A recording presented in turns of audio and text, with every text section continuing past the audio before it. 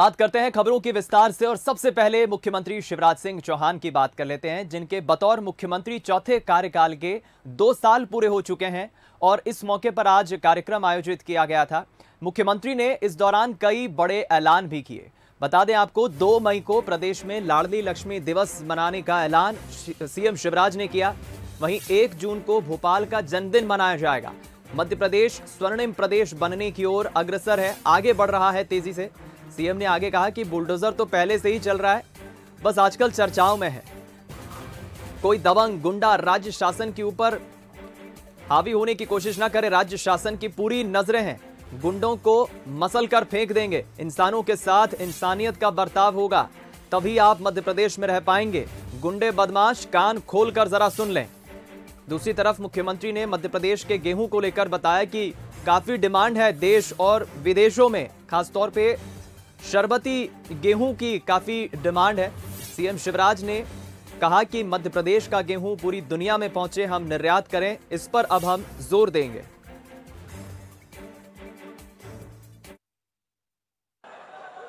ये बुलडोजर भी बहुत पहले से चल रहा है, अभी चर्चा में आया है केवल।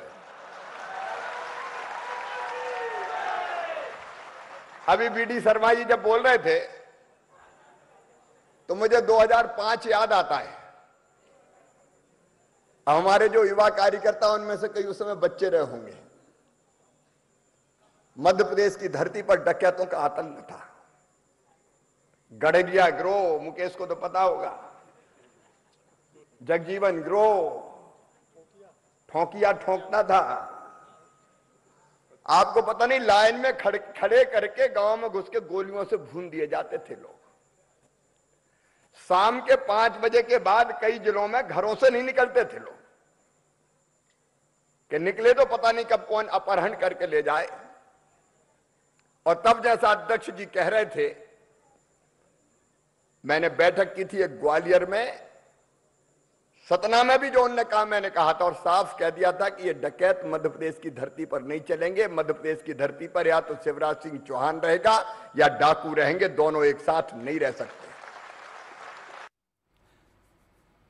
चलिए हम रुक करेंगे इस खबर पर और ज्यादा बातचीत करने के लिए। हमारे साथ executive editor Manoj Saini ji live जुड़ गए, हम उनसे बात कर लेते हैं। मनोज जी, वैसे तो कई बड़े ऐलान सीएम शिवराज ने किए हैं, लेकिन सबसे बड़ी बात उन्होंने कही कि कोई भी मुख्यमंत्री कितना लंबा कार्यकाल तय करता है ये महत्वपूर्ण नहीं है, बतौर मुख्यमंत्री कितने अच्छे कार्य उसने किए हैं ये ज्यादा महत्वपूर्ण है। कई बड़े ऐलान किए हैं, कैसे देखते हैं आप मुख्यमंत्री की इन बातों को? देखिए, आज मुख्यमंत्री जब शामिल हुए इस कार्यक्रम में तो आज बहुत ही अलग मूड में नज़र आ रहे थे और उन तमाम तरह की बातों का उन्होंने जिक्र किया जब से वो मुख्यमंत्री बने और वर्तमान तक 2 साल पूरे हुए मुख्यमंत्री के आज, कल, और उसके पहले यदि हम देखें तो कुल मिलाकर 17 साल पूरे हो गए हैं। और पहले ऐसे मुख्यमंत्री हैं जिन्होंने इतना लंबा कार्यकाल भारतीय जनता पार्टी के बतौर मुख्यमंत्री पूरा किया है।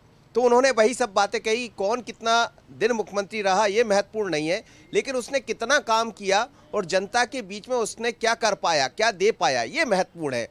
उन्होंने साथ में ये भी कहा कि मुझे सभी लोगों का आशीर्वाद मिला है, चाहे कार्यकर्ताओं की बात करें, मोदी जी की बात करें, प्रधानमंत्री जी का भी उन्होंने जिक्र किया, लेकिन उसके साथ ही तमाम ऐसी योजनाओं का उन्होंने जिक्र किया कि याद कीजिएगा 2003 में कई ऐसे बच्चे हैं जब जन्म भी नहीं लिए होंगे, क्योंकि उन्होंने तो चिकनी सड़कें देखी है। जब भारतीय जनता पार्टी की सरकार बन गई तो उनको याद नहीं आएगा कि उस दौर को हम कैसा देखा करें। जब 2003 में बीजेपी की सरकार बनी, 2006 में वो आए, उसके बाद से लगातार विकास के कई काम हुए हैं। लाडली लक्ष्मी जैसी योजना में आज कई ऐसी लाडली लक्ष्मियाँ मिल जाती है, मुझे ही याद नहीं होता, लेकिन वो कहते कि मामा हम आपकी लाडली हैं।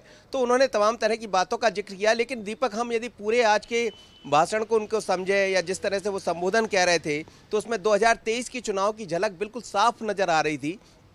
चाहे माफियाओं के खिलाफ कार्रवाई की बात हो या फिर सरकार ने जिस तरह के योजनाओं का जिक्र किया, जिस तरह से लोगों को संबल दिया है उनकी बात हो, या फिर जिस तरह से उन्होंने आज भाषण में अपनी और ऐसी बातें कही है जिनको यदि हम गंभीरता से लें, समझने का प्रयास करें तो साफ नजर आता है कि मुख्यमंत्री 2023 की तरफ बढ़ चले हैं और जनता से अपील भी कर रहे हैं।